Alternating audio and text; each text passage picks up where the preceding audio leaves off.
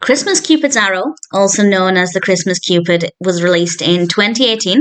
This is directed by Michael D. Sellers and it's written by Brian Marchetti and Jack Marchetti, and it stars Elisabeth Harnois and Jonathan Togo.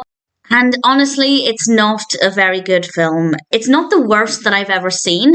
It is watchable, but I didn't get any enjoyment out of this.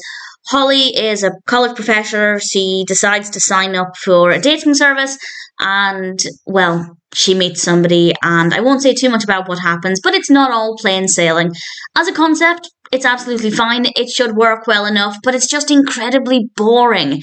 The narrative itself is very dull. Not a lot happens, even though it seems like they were trying to make it quite interesting, quite suspenseful, but I just never felt any of that. So I think an effort was made. It just doesn't work very well. And the characters are all tremendously dull.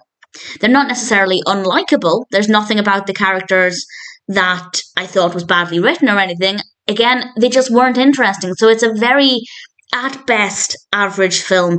There's a decent amount of Christmas in it, but it's not the most Christmassy film out there. So honestly, there's not really anything about this that I would say is worth checking out.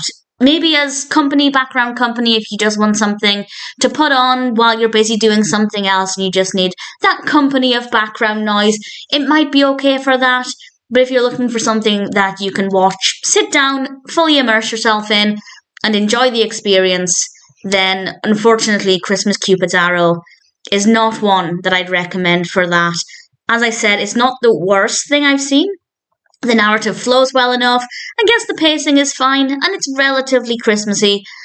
But in general, there's nothing about it that I think is particularly worth watching. Cupid's Christmas Arrow is not the worst, but I certainly didn't find it very enjoyable either.